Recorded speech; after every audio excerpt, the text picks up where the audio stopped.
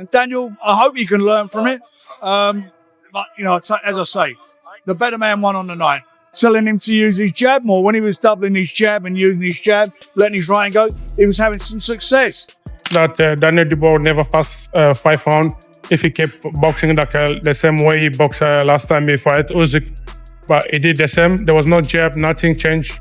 He deserved the knockout because he never changed something like supposed to change. That was a sensational performance by Usyk.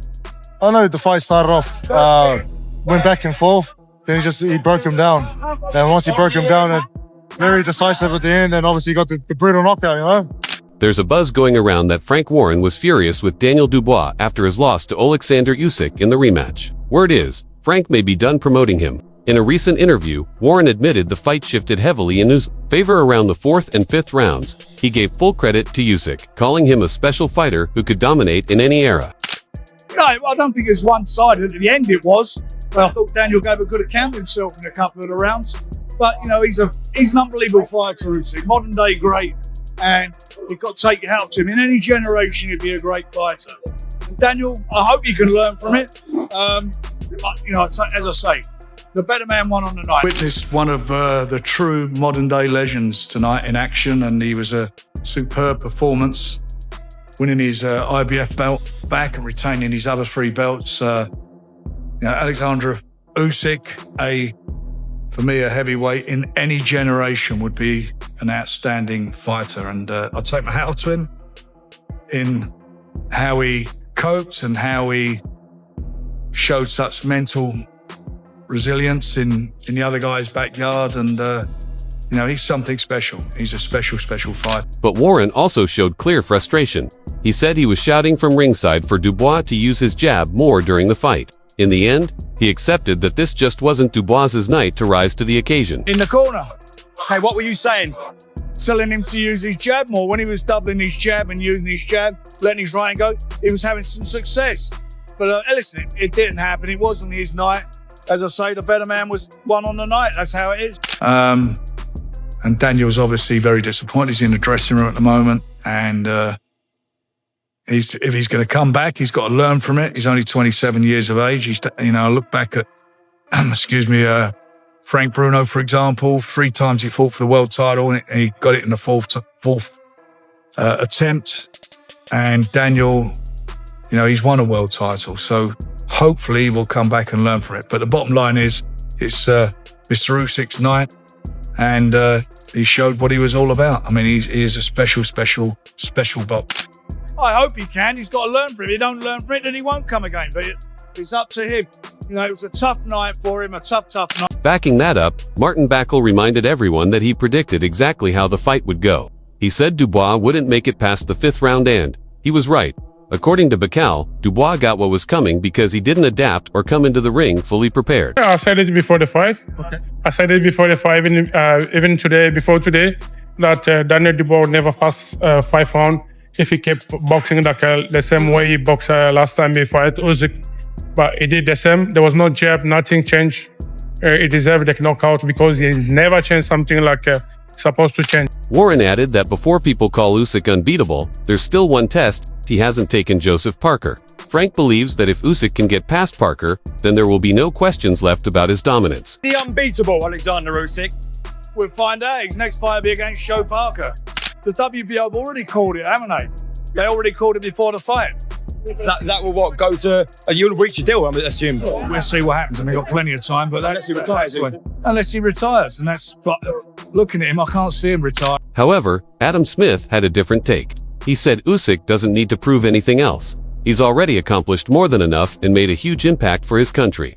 In Smith's eyes, the perfect ending would be for Usyk to have his final fight in Ukraine, wrapping up his journey right where it began. He doesn't have to do anything else. I said this about Katie Taylor last week. Both of them have done unbelievable things in their sporting career, but they've also done unbelievable things for their nation. And I think if there was any way, with the difficulties going on in his home country, but any way that in the next year or 2 he could have a fight in Ukraine for his people, I think that would be the way to finish. But the form he's in, he could fight anybody. He could fight. Smith did agree that Joseph Parker has earned his shot, but he also pointed out that there's a long list of fighters eager for the same opportunity. At this point, only time will tell who Usyk steps in the ring with next, and whether anyone can truly match him. I think he could fight anybody. I mean, Joseph Parker deserves the opportunity. But, you know, Derek will try and get it. Obviously, he's talked about Tyson Fury a third time. I honestly don't know who can stand with him on this sort of form. Joseph Parker himself had nothing but praise for Usyk. He called it a brilliant performance. Parker said while the fight started out evenly, Usyk took control quickly. And once he locked in, he finished the job with no hesitation, leaving zero doubt about who the better fighter was. That was a sensational performance by Usyk. I know the fight started off, went back and forth, then he broke him down. And once he broke him down, very decisive at the end, and obviously got the brutal knockout, you know? It was a competitive fight in the beginning. And Daniel did land some good shots, and, you know, Usyk did feel those shots. But ultimately, in the end, he broke him down. And Usyk showed a lot more, I think, bad intentions in the shots he was throwing. Parker also made his case as Usyk's next opponent. He said, unlike Usyk's past rivals, he can match him in both speed and stamina. He believes he's the only one right now who truly deserves that shot. I can probably match him for movement, I have to, and endurance and speed. But he's a great fighter, but I'd love to share the ring with him. It'd be an honor. What happens now? Is this talks going on now that you take on Usyk next? Derek's in there trying to get a fight. I'm not sure what Derek's doing. He should piss off, and I'm there. It was great to see him win and become two-time unified undisputed champion of the world. And I just waited for my opportunity. I'm going to wait for my opportunity and see if he does give it to me, you know? And hopefully we can get in the ring and share the ring together and, you know, have a great fight. Meanwhile, Derek Chisora pointed out that Usyk's team got too distracted with all the talk around that low blow. He also criticized Dubois' prep, saying he wasn't trained properly. Once the fight started, Dubois didn't use his double jab or do anything to keep Usyk guessing. Oh yeah, because two things. The other party was training for the last body shot, which was a low blow. They were not concentrating on the fight. Yeah? They kept on bringing it up. And they lost focus on training Daniel the way he meant to be trained. He didn't use his double jab. He didn't do anything which looked like it was going to bother Usyk. The first two shots of the fight was Usyk landed two right jabs right on his chin. And that was it, man. I said it was for Daniel to win it. Chisora added that beating a guy like Usyk isn't just about throwing combos, it's about being in peak physical condition. He said if you're not in top shape, you're never going to keep up with Usyk's pressure and movement. But the game plan they had for those other two fights was amazing, but for southpaws, it's difficult. To fight a southpaw and the way you want to fight him, it's totally different. You have to train for fitness when you fight a southpaw. You don't hit the pads, you train for fitness. The same way I did training when I fought him. We were training for fitness. We were training to stay with him for 6 or 8 rounds, and after that, we don't mind fading. And guess listen, you'll bounce back, but you have to bounce back in a different way because today, him not getting up, that is him quitting. Do you understand? So now he has to fix that whole situation. Lennox Lewis also chimed in, calling Usyk unbelievable. He praised Usyk's movement, ring IQ, and counter-punching. Lewis said everything Usyk did was sharp and precise, always staying one move ahead of Dubois. Yeah, listen, he was unbelievable. He was on form today. He boxed great. He did the right things. He was counter-punching, and he was moving well, and he wasn't getting caught. And he started off with a jab, so what can you say? Lewis also explained where Dubois fell short. He said Dubois was too focused on power and overthrew his punches. That, combined with his lack of speed and balance, ended up being his downfall. Yeah, it's that kind of situation. It's a control violence, basically, and control movement, making sure that you don't overcommit. And, you know, you got to use speed more than power. So in this fight, it should have been more speed than more power. 38 years of age. I mean, let me tell you, he's looking good. There's no injuries. and he moves well. He's still got the speed, so I think he can go on for another couple years. And with the sports science that he's using, it's really helping. Adam Smith called Usyk's performance nothing short of sensational. He said Usyk stepped into the ring on a mission to finish the job and prove a point. Against Dubois, fans saw a ruthless version of Usyk who clearly wanted to silence every critic, especially those in the British media who doubted him. How did you see this fight? I thought it was a sensational performance by Alexander Usyk. I think he came out with a steely intent. You could see it in his eyes in the ring walk. He was ruthless tonight. I think he had slightly the bit between his teeth. I think he wanted to make a statement. I don't know whether he was possibly irritated with one or two things. Daniel Dubois coming into the ring in Riyadh. Maybe all the talk about the low blow in the first fight, wasn't it? I think he just wanted to show the world how good he is. And that's what he did tonight. He took away Daniel Dubois' best weapon, his jab, in the first 30 seconds, exactly like he did with Joshua in the first fight at Spurs. I thought he was brilliant in those first couple of rounds. His footwork was fantastic. Usyk reminded the world exactly why he should never be underestimated. While Dubois kept trying to land something big with his right hand, it was actually Usyk's right that ended up deciding the fight. He was sharp, calculated, and made every shot count. He was aggressive as well as moving, and I thought he shook Dubois as well at the end of the second round. I thought Daniel did really well in the third round, actually, to come back and landed a few right hands, but they were sort of partially blocked. Usyk never really gets hit flush. There was that other sort of low blow type body shot, exactly like the one in Poland, which they sort of shook off. And yeah, unfortunately, Daniel was trying to catch him with the right hand, and it was the right hand that led to the end for Dubois. Smith went on to say that when people look back on Usyk's career, they'll realize they were lucky to watch it live.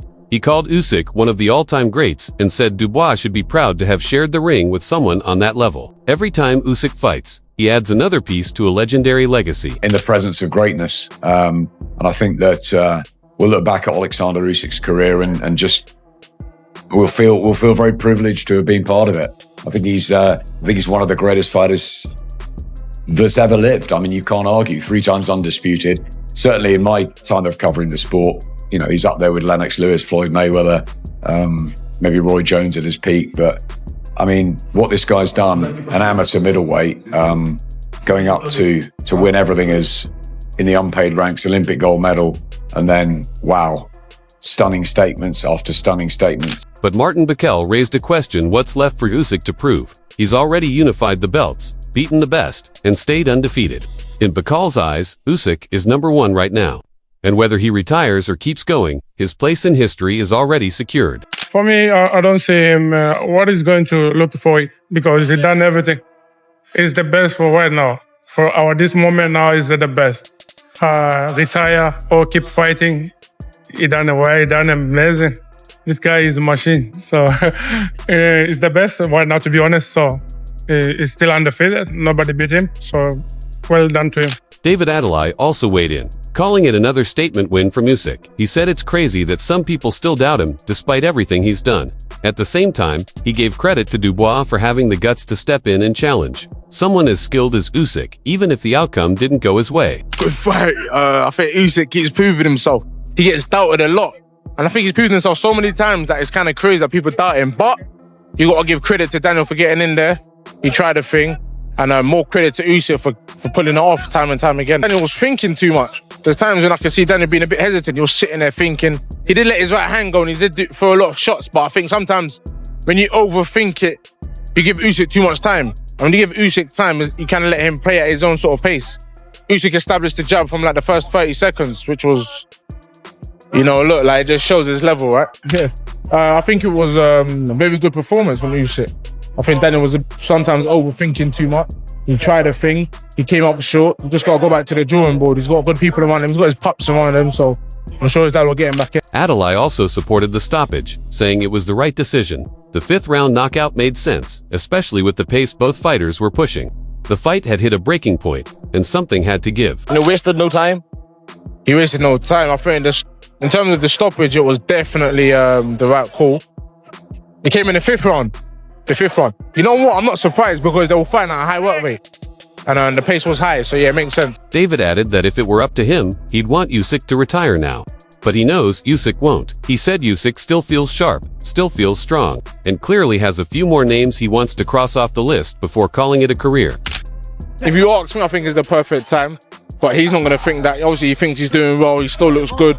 So there's probably a few more names he's going to fight and then hang up the gloves after. Despite being older and smaller, Usyk has taken down the best Britain has to offer not once, but twice. And he did it in convincing fashion. Tyson Fury, Anthony Joshua, and now Daniel Dubois all fell twice each to Alexander Usyk, who is the best heavyweight of our generation. His skill expression in the ring is unlike any other heavyweight currently. Very elusive footwork, pinpoint accurate punches, and carries a heavyweight power. Although he is smaller and older than almost all of his opponents, they just cannot keep up with him. And here against Daniel Dubois, there was no controversy this time. It was a knockout in the 5th round. He also forced Dubois into desperation mode. Dubois started chasing a knockout that wasn't coming, and Usyk used that to his advantage.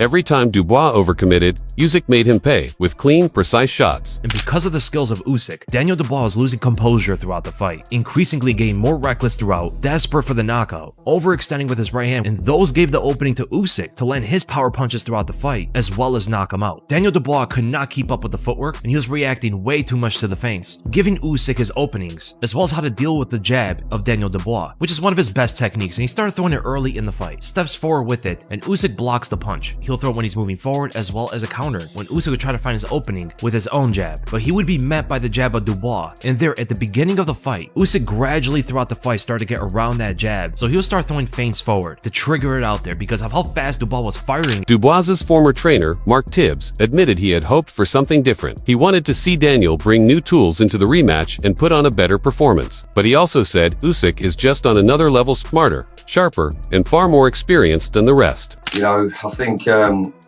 was hoping Daniel could, probably crowd his work a little bit from the off and the get-go, but Usyk's just far too good, far too seasoned, far too clever. He's kind of a one-off, and you could see after 2 rounds, Daniel was applying educated pressure, but Usyk had to up it himself, and he slowed pace. He slowed pace down very cleverly, and from the 2nd round onwards, and managed to back up Daniel, which is not a good sign. At Southport backing up an orthodox. Tibbs added that while Dubois tried to crowd Usyk early, it didn't work. Usyk was too clever. After just 2 rounds, Usyk slowed the pace down, took control, and started backing up Dubois. And when a southpaw is walking down an orthodox fighter, that's never a good sign. Daniel Dubois makes so much pressure, too much pressure, he's not controlled, and every jab, every right hand is too strong, and he not defends himself. You see the result, Alexander will just stop it fast. Did it surprise you how early Alexander got the stoppage? Yes, before the fight, I was, I never say this is, he come to stop him so early, but after the 1st round, I say the fight will never be more than 6-7 rounds. Ajit Kabale also gave his thoughts, saying before the fight he didn't expect a stoppage. But after watching the 1st round, it became clear the fight wasn't going the distance. It was never going to last more than a few rounds. Why not? I say this more time, I hate trash talk. The fans will say Kabale is ready for Usyk or no, But I think this is also a good fight. We are 2 guys, we never lose in this career. I'm 26-0, he's 24-0. Yeah. 25, 24? Something like that. I think 24. It's good. The fight will make happy in Germany. Why not? Also, we have so much Ukrainian people in Germany, and I have also a big community in Germany. Let's go. Come to Germany. So, after yet another masterclass, Usyk has cleaned out most of the heavyweight division. Now, the question is, who's next? Will it be Derek Chisora, Joseph Parker, or Ajit Kabale? We'll find out soon. If you liked this video, share it with a fellow boxing fan and drop your pick for Usyk's next opponent in the comments. We'll see you in the next one with more fight updates.